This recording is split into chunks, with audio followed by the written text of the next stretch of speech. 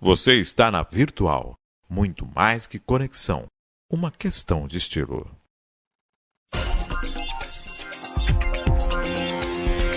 Virtual News.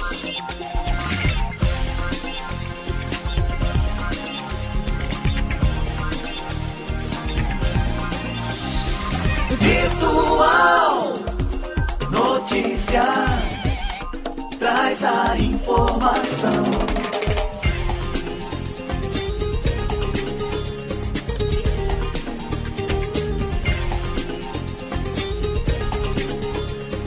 Virtual News.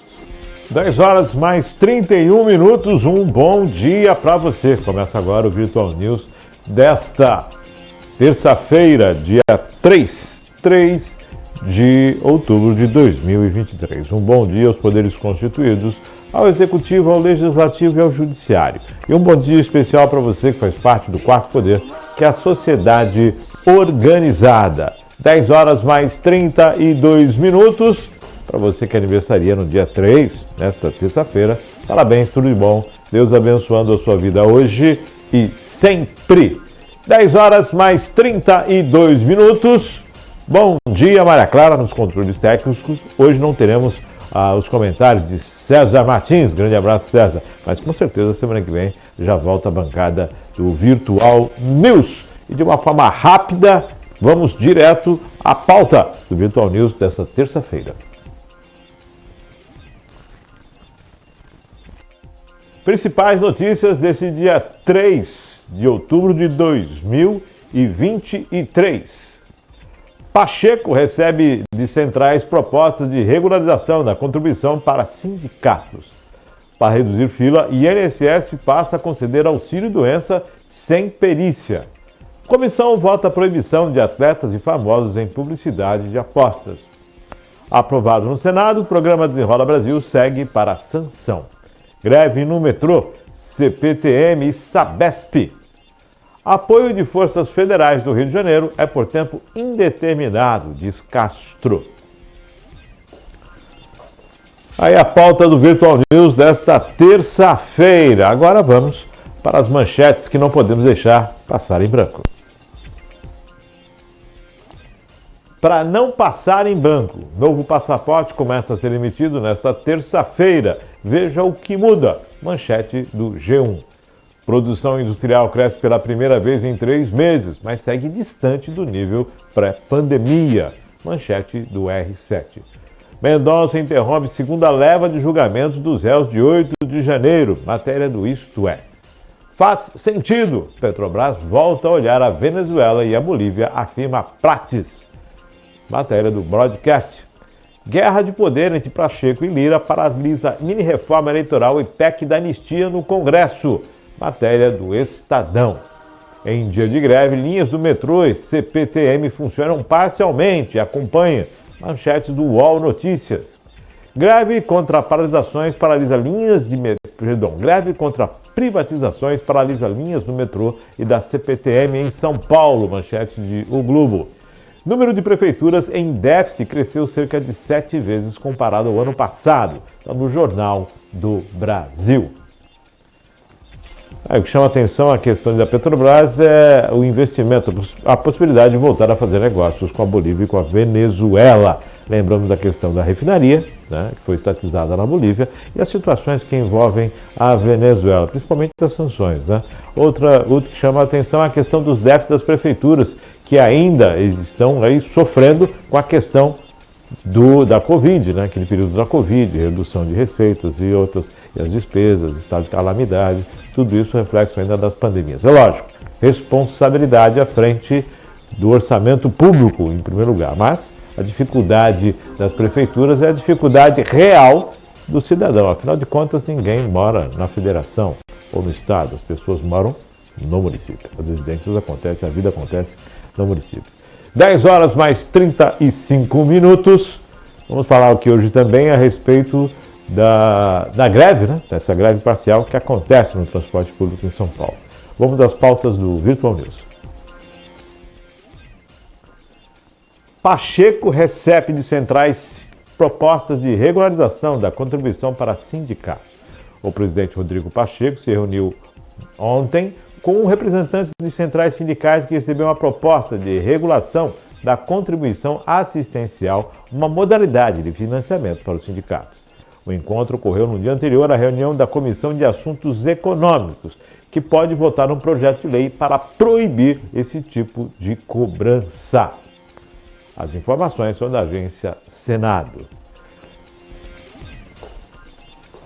O STF julgou procedente a questão da cobrança quanto à assistência sindical. Só que no Congresso foi votada na reforma trabalhista que eliminou a cobrança, obrigatória da contribuição sindical, que agora vem de uma outra forma. A discussão agora no Congresso é essa, porque a determinação do STF agora fica barrada nessa questão do Congresso, que eliminou qualquer tipo de cobrança obrigatória do trabalhador para a contribuição sindical. E vem agora nessa esteira a possibilidade de se manter essa decisão ou alterar e buscar aí uma composição para que os sindicatos também consigam subsistir nessa questão do financiamento. Mas vale lembrar que nós estamos falando de valores astronômicos de contribuição obrigatória.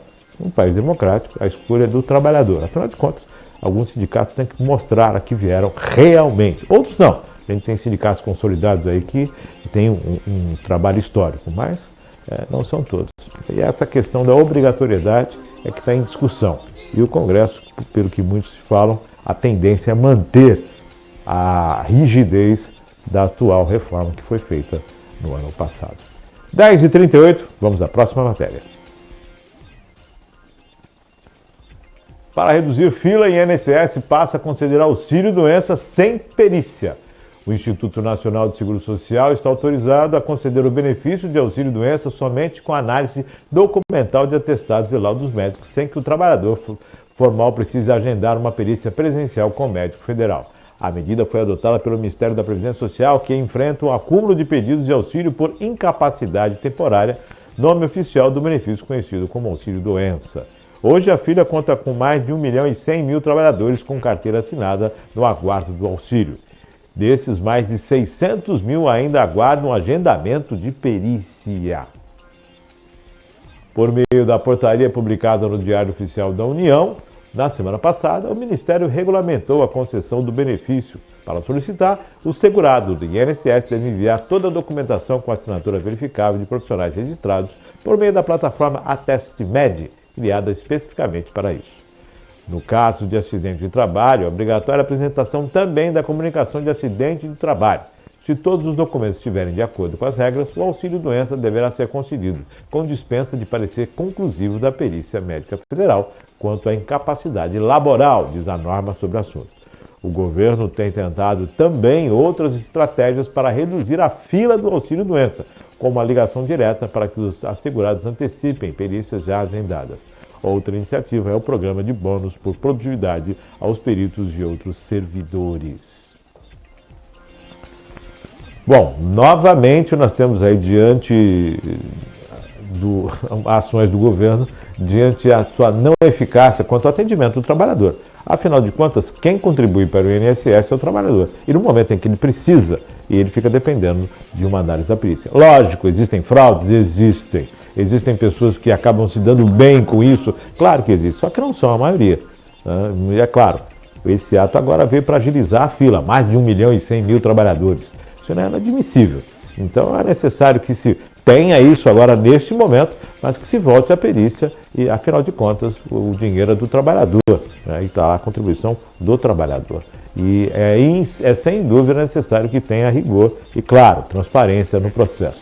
Mas, acima de tudo, que o trabalhador não seja lesado. Não dá para ficar aguardando a boa vontade do governo se não tem estrutura, se não tem profissional, se não tem condições, se não tem agenda.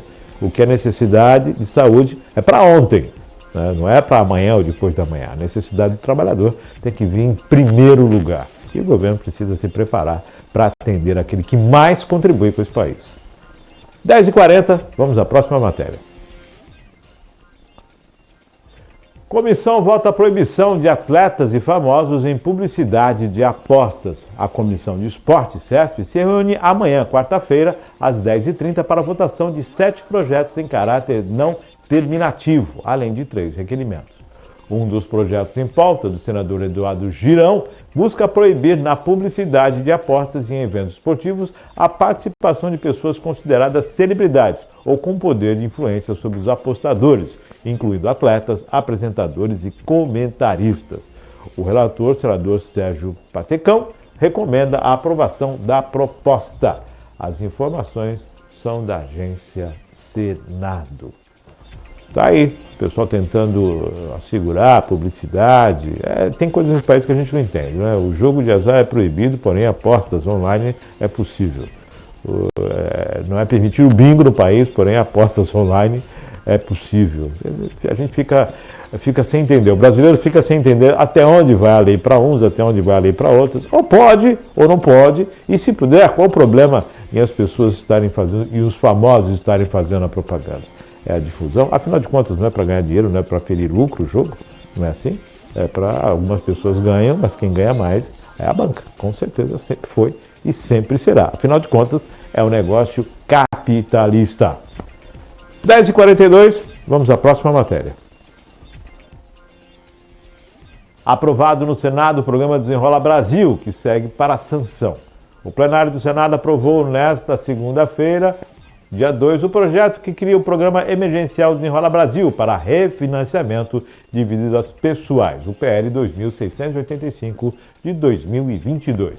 Do deputado Elmar Nascimento, o texto incorpora a medida provisória que criou o programa AMP 1176 de 2023. O projeto aprovado na Comissão de Assuntos Econômicos na semana passada, enviado ao plenário em regime de urgência, foi relatado pelo senador Rodrigo Cunha e segue agora para a sanção da Presidência da República.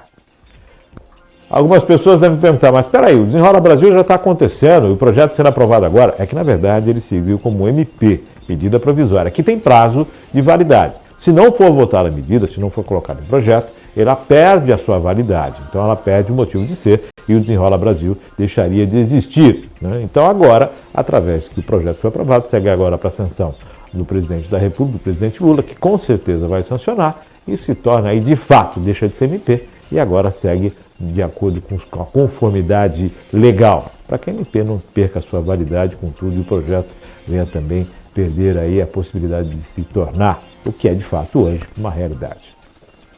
10h43, próxima matéria. Greve no metrô, CPTM e Sabesp. Contra as privatizações do transporte público e do serviço de saneamento em São Paulo, trabalhadores desses setores fazem greve na manhã desta terça-feira, paralisando 4 linhas do metrô e 3 linhas de trem. 2 linhas ferroviárias funcionam parcialmente.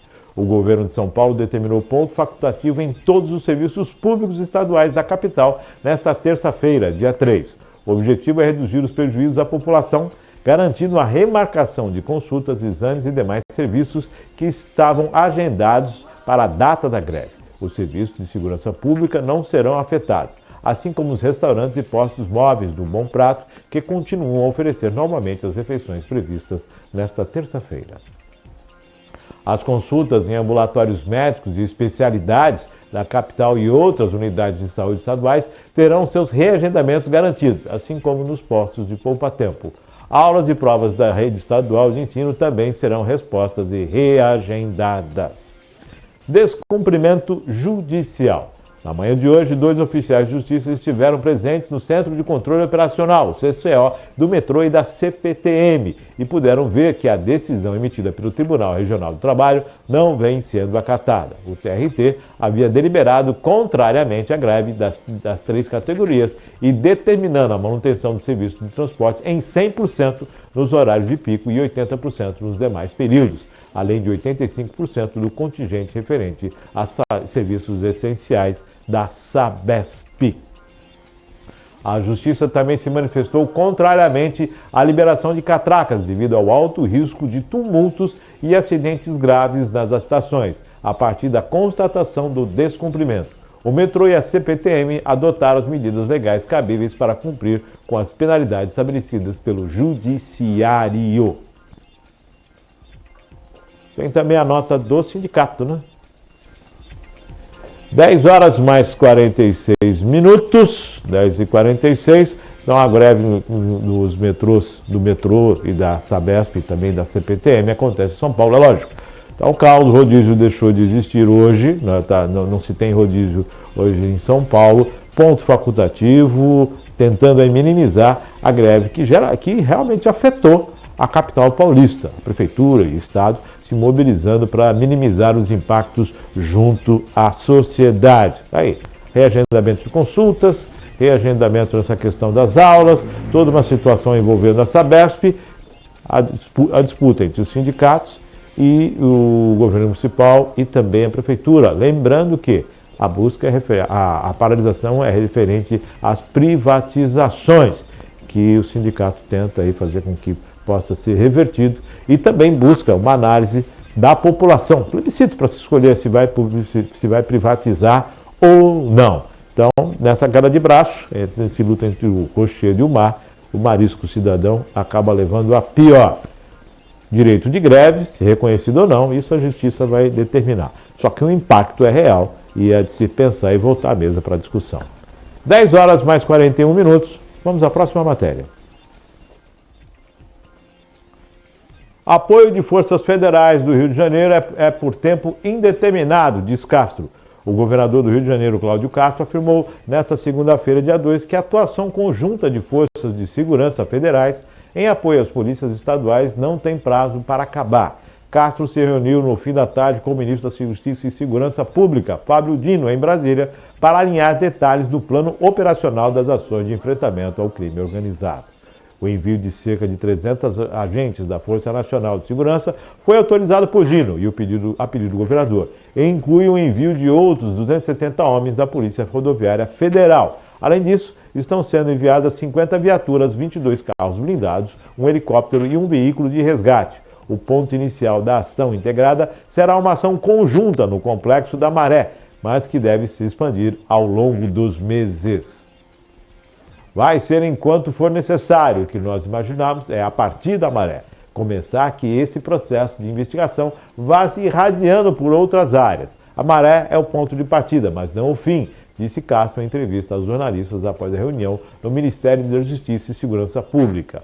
O governador também destacou que o trabalho envolverá prioritariamente ações de inteligência focadas em desestruturar as ações do crime organizado e assegurar a prisão de lideranças.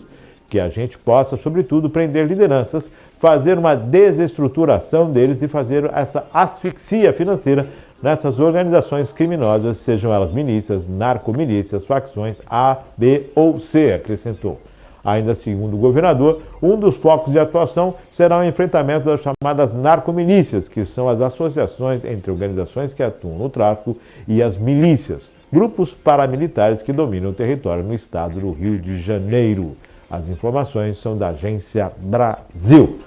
Aí, então, chegada aí do auxílio na segurança pública no estado do Rio e as palavras aí do governador. Vamos aguardar os desdobramentos para verem as ações e os resultados dessas ações. Sem dúvida, o crime organizado cada vez mais se estruturando e cada vez mais presente aí nessa situação que envolve o dia a dia do cidadão brasileiro. Tá aí o Estado fazendo a sua parte, vamos aguardar os desdobramentos então. 10 horas mais 49 minutos. Estamos chegando ao final? Maravilha! Chegamos ao final de mais um Virtual News hoje, rapidamente, né? O Virtual News bem dinâmico hoje. E agradecendo sempre a sua audiência. Agradecendo a Maria Clara aqui nos controles eletrônicos, agradecendo a participação aí, a sua participação através da gente junto às redes sociais, também junto ao canal da Virtual, no site da Virtual, seja no canal do YouTube, sempre priorizando aí e trazendo a sua opinião e claro, sempre imprescindível a sua participação. Afinal de contas, tudo isso é feito na sua Virtual, isso é feito para você. 10h50, daqui a pouquinho os cortes estão nas redes sociais, assim como no site da Rádio Virtual, rv1.com.br. 10h51, fique com Deus e até amanhã com mais um Virtual News a partir das 9h30 da manhã, se Deus quiser.